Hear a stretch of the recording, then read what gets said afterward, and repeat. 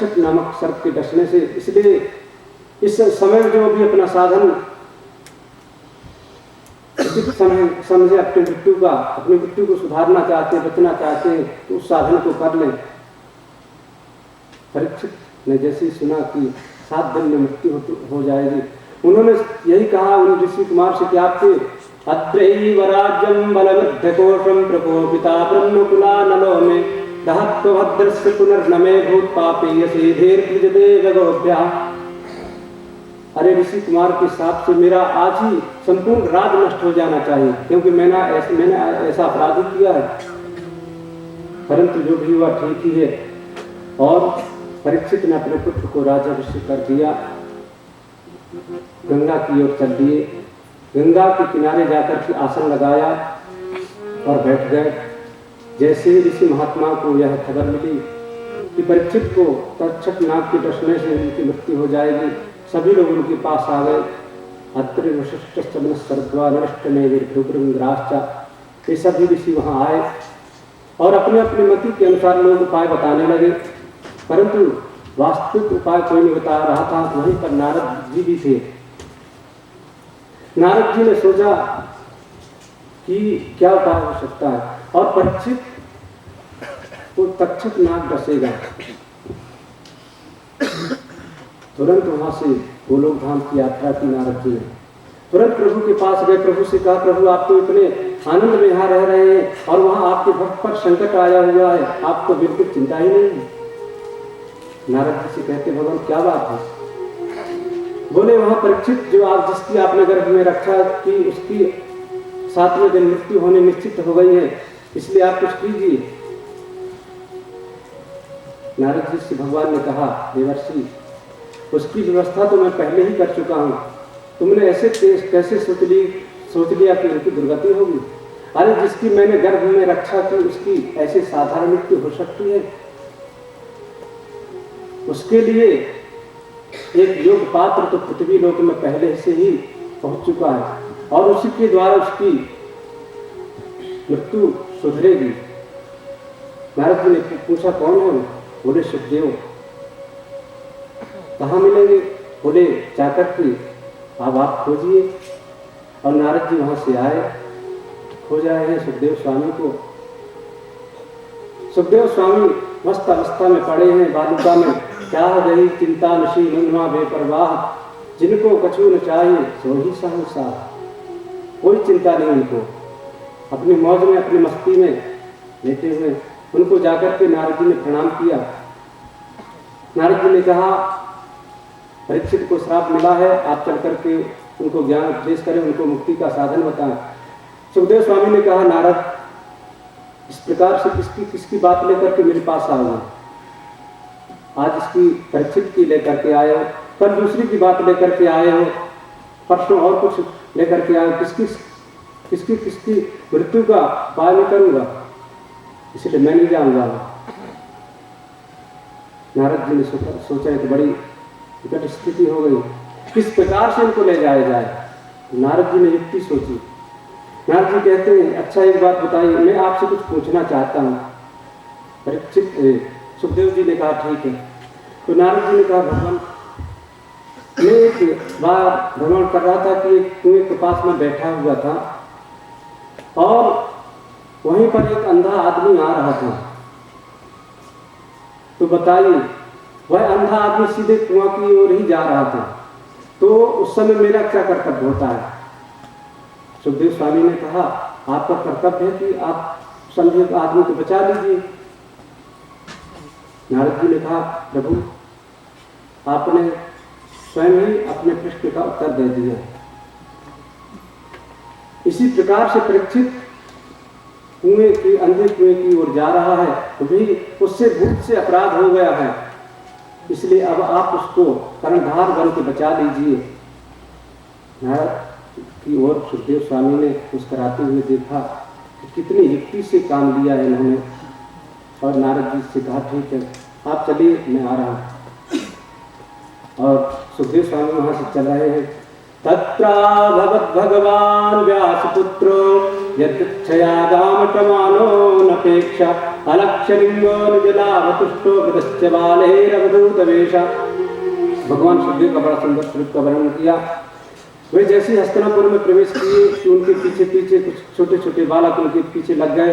कोई बालू फेंक रहा उनके ऊपर, कोई कंकड़ फेंक रहा। सुखदेव स्वामी को कोई भी चिंता नहीं, कोई मतलब नहीं है।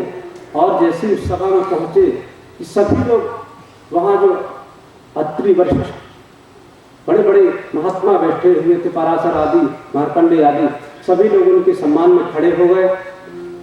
जैसे जनता ने देखा कि इतने बड़े बड़े मुनि महात्मा इनके सम्मान में खड़े हो गए, तो बड़ा आश्चर्य किया। सभी लोग वहाँ से जो आए थे उनके पीछे चले गए, प्रणाम करके सुखदेव स्वामी को, सुखदेव स्वामी का सम्मान किया परीक्षित ने और वे बैठ गए। सुखदेव स्वामी की वंदना करने लगे परीक्षित और उनसे प्रश्न करना चाहते हैं, पूजन करने लगे।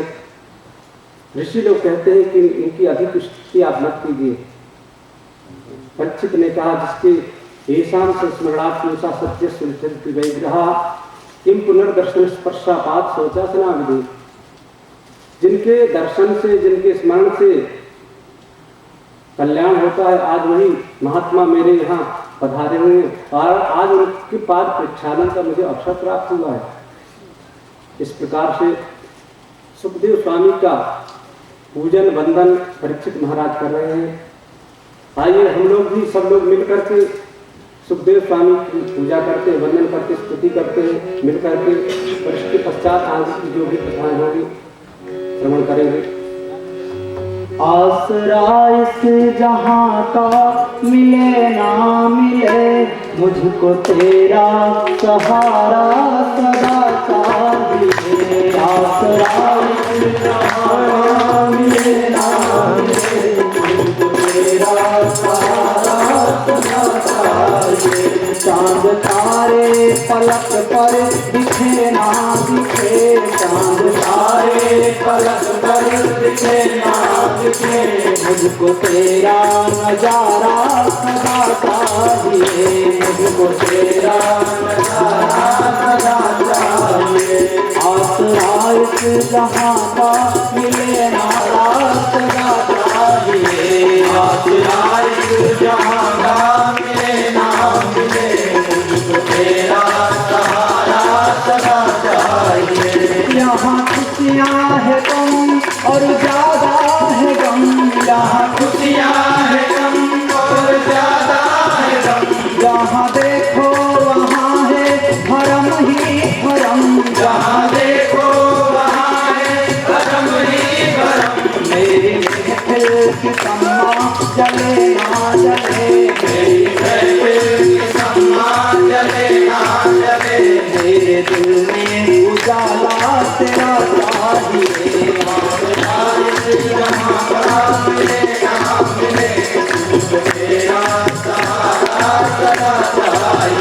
चांद तारे पलक पर दिखे ना दिखे, मुझको तेरा नजारा सदा चाहिए। चांद तारे पलक पर दिखे ना दिखे, मुझको तेरा नजारा सदा चाहिए।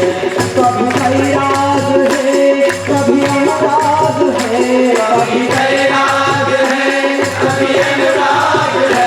जहाँ बदले है माली वही बाग है, जहाँ बदले है माली वही बाग है। मेरी चाहत की दुनिया बसे ना बसे, मेरी चाहत की दुनिया बसे ना बसे, मेरे दिल में बसेरा तेरा चाहिए। जहाँ का मिले ना मिले, मुझको तेरा सहारा सदा चाहिए। चांद तारे पलक पर दिखे ना दिखे, मुझको तेरा नजारा सदा चाहिए। चांद तारे पलक पर दिखे ना दिखे, मुझको तेरा नजारा सदा चाहिए। मेरी भीली है चाल और पथ है विशाल, मेरी भीली है चाल और पथ है विशाल। हर कदम पर मुसीबत है अब तो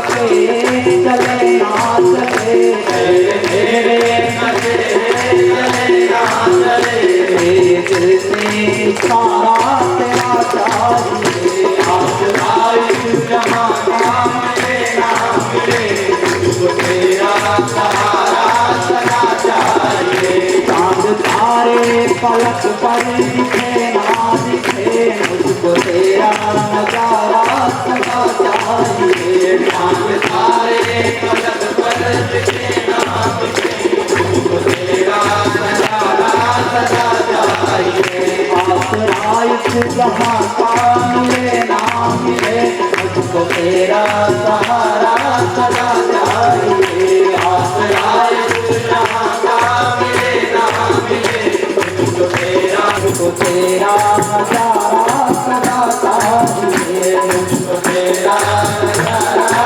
सदा चाहिए मेरे दिल में जाला तेरा चाहिए मेरे दिल में जाला तेरा चाहिए मेरे दिल में बसेरा तेरा चाहिए मेरे दिल में बसेरा तेरा चाहिए मेरे दिल में सारा तेरा चाहिए मेरे दिल में सारा तेरा चाहिए अतः पृच्छामि संसिद्धिं योगिनां परमं गुरुं पुरुषश्रेयः कार्यं म्रियमाणस्य सर्वथा।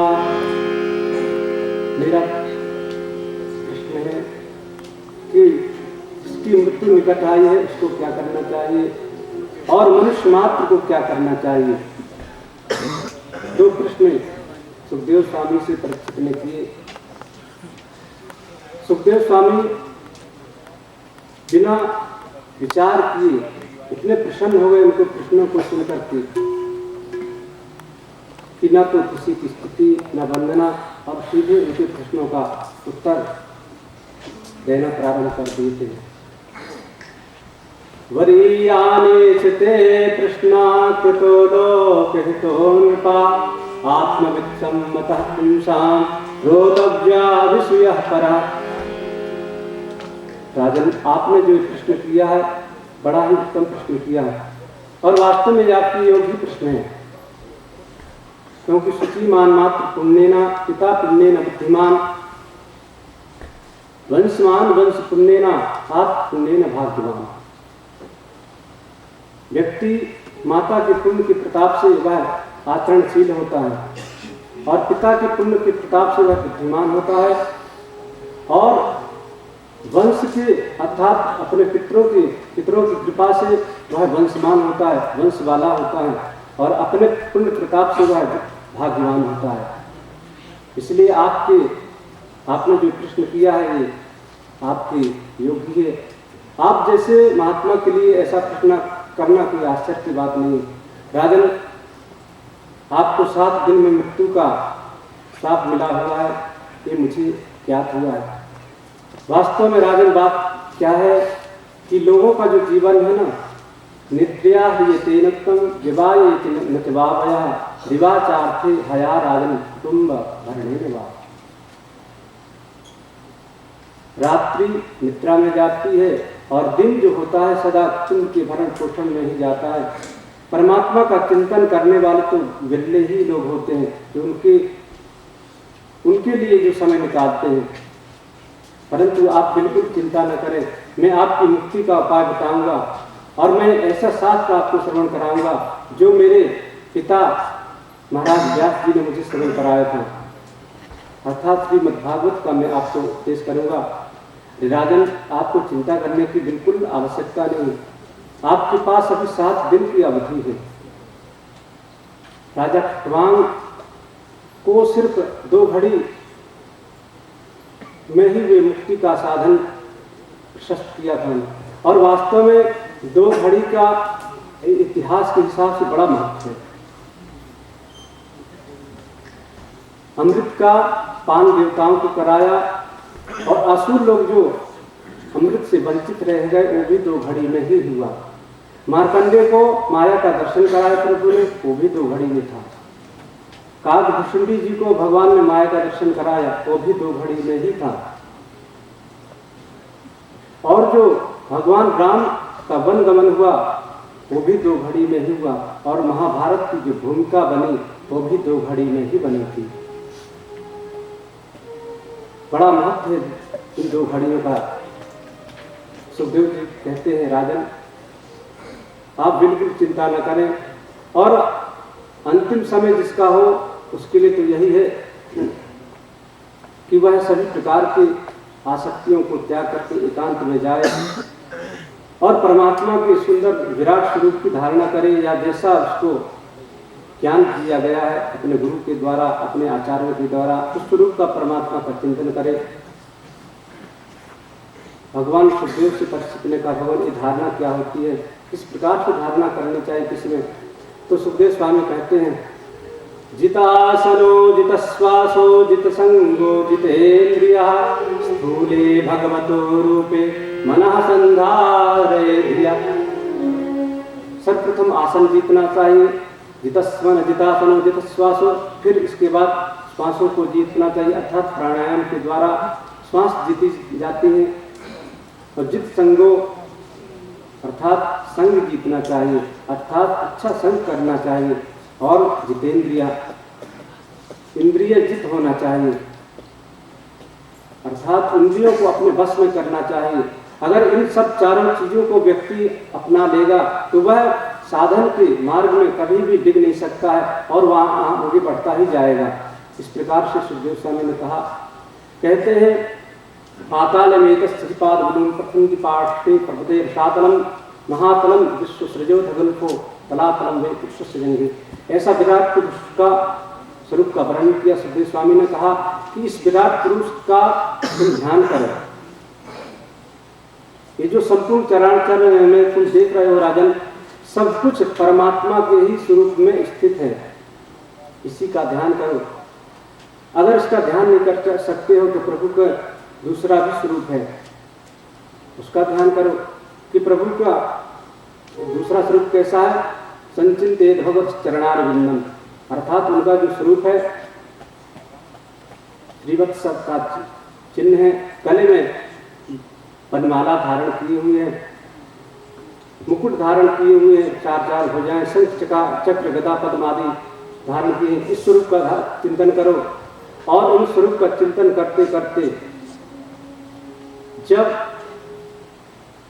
मुक्त होना चाहे तो श्वासों को षट चक्र भेदन की रीति से क्रमशः नाभि से लेकर के सीधे ब्रह्मरंध्र में ले आए, और अगर चाहता है कि मैं सीधे परमात्मा के लोक को चला जाऊं तो ब्रह्मरंध्र के माध्यम से प्राणों का छेदन कर दे और चला जाए। यही सद्यो मुक्ति है।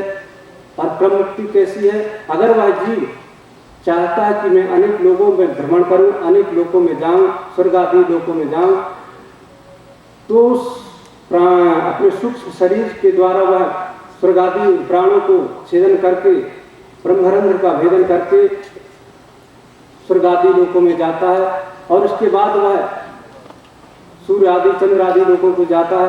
वहां से फिर यह जाता है सीधे ब्रह्मलोक में, जिसको सत्यलोक बोलते हैं। वहां जाकर के वह बड़ा प्रसन्न होता है, और वहां ना तो किसी प्रकार का दुख है, न जरा है, न मृत्यु होती है। वहां सिर्फ दुख एक ही उनको होता है वहां के जीवों को, कि वो लोग सोचते हैं यहाँ पे पृथ्वी लोक को देख करके कैसे ये लोग दुखी हो रहे हैं, और इसी दुख के कारण वे दुखी होते हैं। इस प्रकार से सुखदेव सिंह स्वामी कहते हैं, राजन मैंने तुमको म्रियमाण पुरुष के लिए क्या करना चाहिए, सद्य मुक्ति परम मुक्ति का वर्णन किया, और मनुष्य मात्र का कर्तव्य क्या है। तस्मात् भारत सर्वात्मा भगवान ईश्वरो हरि श्रोतव्यः कीर्तितव्यश्च स्मर्तव्यो भगवन् नृणाम्। मनुष्य मात्र का कर्तव्य यही है कि परमात्मा का चिंतन मनन निधिध्यासन आदि करे, यही मनुष्य मात्र का कर्तव्य है। इस प्रकार से सुखदेव स्वामी ने 2 प्रश्नों का उत्तर 2 अध्याय में दे दिया और शांत हो गए, क्योंकि परीक्षित के यही तो 2 प्रश्न थे और उनका उत्तर उन्होंने दे दिया। परंतु परीक्षित ने पुनः प्रश्न कर दिया, सृष्टि विषयक प्रश्न किया, कि किस प्रकार से सृष्टि का कारण हुआ, किस प्रकार से सृष्टि होती है, प्रभु कैसे सृष्टि करते हैं, पालन करते, संहार करते हैं, और अनेक लीलाएं हैं उन सबको के विषय में कृष्ण किया। सुखदेव स्वामी ने सोचा भी तो मैंने मंगलाचरण भी नहीं किया, और सुखदेव स्वामी ने सुंदर मंगलाचरण किया, प्रभु का चिंतन किया, कीर्तनम स्मरण में यदीक्षणम यद्वदनम यत् श्रवणम यदर्हणम लोकस्य सत्यो विनोति कलमशम तस्मै सुभद्रा स्रवसे नमो नमः।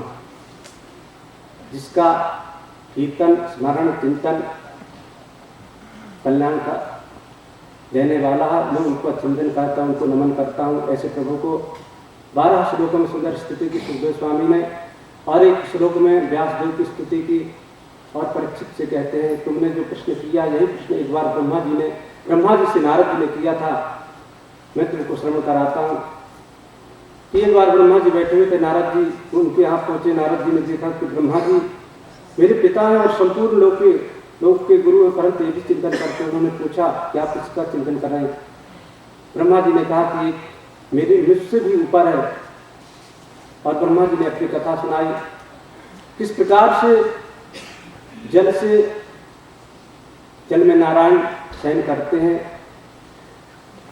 ब्रह्मा जी कहते हैं कि जिस समय मेरी उत्पत्ति हुई थी नाभि कमल से प्रभु के, तो मैंने उत्पत्ति होते ही मैं अपने मूल को खोजने लगा, और मूल को खोजते खोजते मैं खोज ना पाया, तो उसी कमल में आकर के पुनः बैठ गया और चिंता करने लगा कि अब मैं क्या करूं।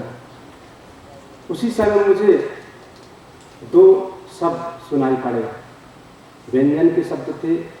एक था 16वां और एक था 20वां, ता और पा, अर्थात स्पर्श संगत दो शब्द सुनाई पड़े। और उन्हीं शब्दों को आधार मान करके मैं अनेक वर्षों तक तपस्या करता रहा। प्रभु का दर्शन हुआ मुझे, प्रभु ने अपने दर्शन कराए, और प्रभु ने प्रसन्न होकर के मुझे कहा मैंने तुमको विधाता बना दिया। ब्रह्मा जी ने कहा आप मुझे विधाता बना रहे हैं, परंतु इतना बड़ा मालिक बना रहे हैं, हो सकता है मुझ में अभिमान आ जाए। भगवान ने कहा तुमको अभिमान नहीं आएगा, मैं तुमको उपदेश करता हूँ। भगवान नारायण ने उनको 4 वाक्य बताए, जिसको हम लोग चतुश्लोकी भागवत कहते हैं। सत्य क्या है, माया क्या है, संसार क्या है और आत्मा क्या है। इन्हीं को चतुश्लोकी भागवत बोलते हैं।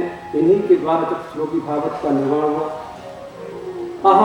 अहमेवासमेवाग्रे नान्यद्यद् सदसत्परम् पश्चादहं यदेतच्च यो विशिष्येत सोऽस्म्यहम्। सत्य क्या है?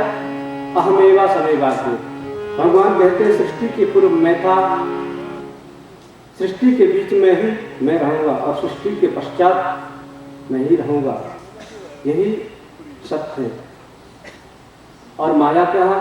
प्रतीर्थम यत् प्रतीयेता न प्रतीयेत चात्मनि तद्विद्यादात्मनो मायामिषा भासो यथा तमः।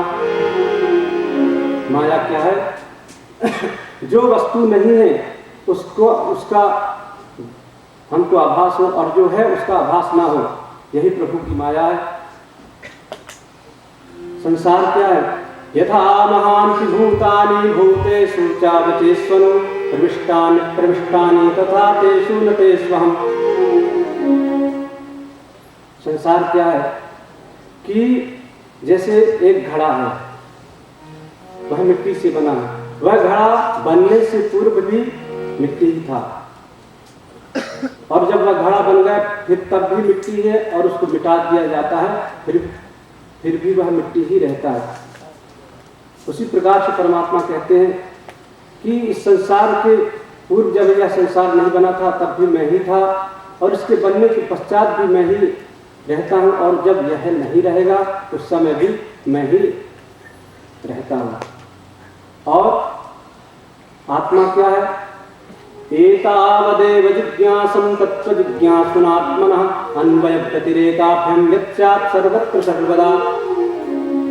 अर्थात परमात्मा का ज्ञान प्राप्त करना ही आत्मज्ञान है। इसलिए अब आप किसी प्रकार की चिंता न करें और सृष्टि करें, आपको किसी प्रकार से मोह या अभिमान नहीं होगा, ऐसा मैं आशीर्वाद तुमको देता हूँ। सुखदेव जी कहते हैं परीक्षित, इस प्रकार से ब्रह्मा जी से ज्ञान प्राप्त करके नारद जी को बड़ी प्रसन्नता हुई, उनको मालूम पड़ा। और आगे इस प्रकार से द्वितीय स्कंद की कथा यहाँ पर समाप्त होती है। और इस प्रकार से सुखदेव स्वामी सुंदर प्रसंग का वर्णन करा रहे हैं। सूत जी सनक आदि ऋषियों को इसी प्रसंग को श्रवण करा रहे हैं। किस प्रकार से आगे और विदुर पर प्रभु अनुग्रह करेंगे, और भी अन्य कथाएं हैं, हम लोग कल के प्रसंग में श्रवण करेंगे। आइए प्रभु का 2 बार नाम संकीर्तन करते हैं और इसके पश्चात आरती प्रसाद आदि ग्रहण करेंगे, अपने अपने पक्ष की ओर स्थान करेंगे। तो आइए सब लोग मिल करके एक साथ में प्रभु का नाम संकीर्तन करते हैं प्रेम से और भाव से। श्री बांके